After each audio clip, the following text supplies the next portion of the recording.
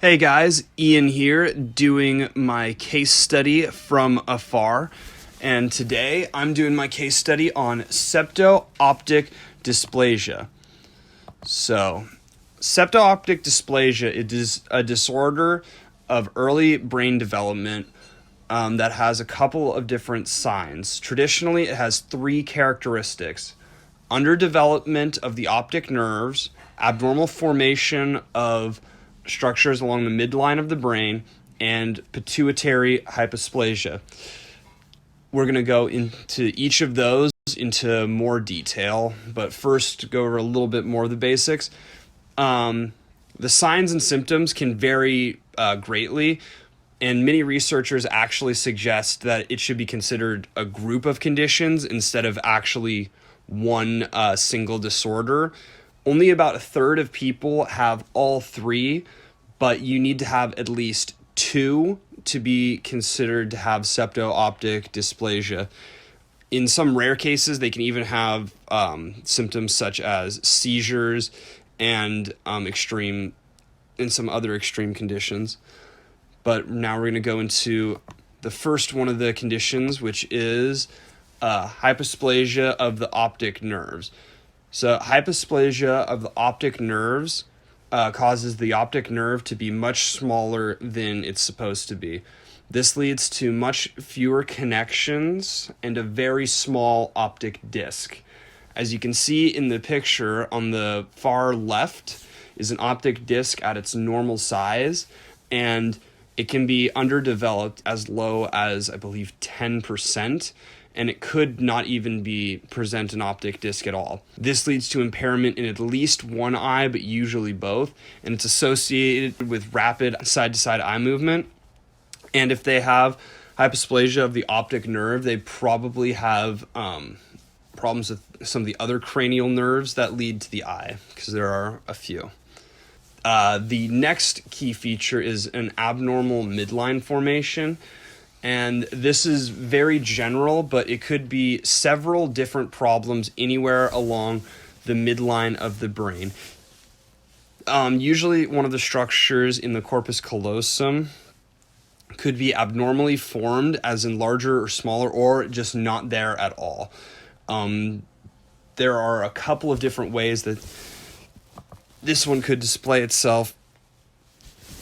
So this is the most general of the three, just any midline formation that is over or under developed.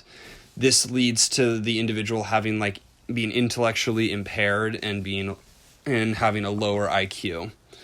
And the last one of the three is pituitary hyposplasia. Pituitary hyposplasia is an underdeveloped pituitary gland. And because the pituitary gland is essential for releasing hormones throughout the body, the entire body will see a lack in essential hormones, which can lead to many different problems. The hormone that is noticeably decreased the most is growth hormone, and a deficiency in growth hormone will lead the individual to having a much shorter stature. In severe cases, the person can have panhypopituitarism. I believe I pronounced that right. And what this is that the pituitary gland is actually having no hormone production at all.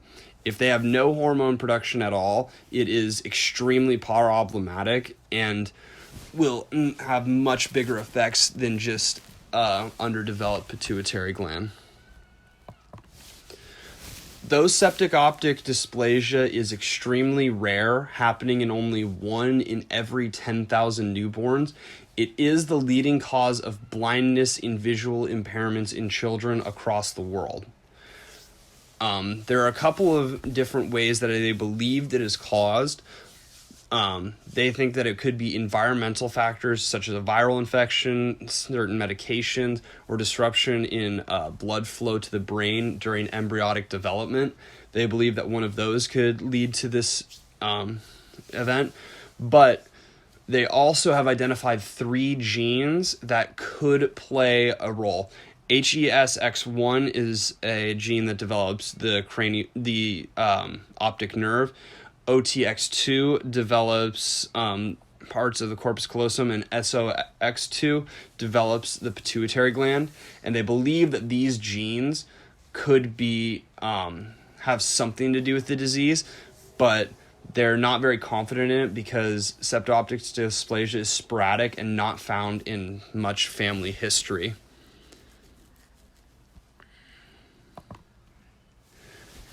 Currently, there is no known cure, and research is ongoing.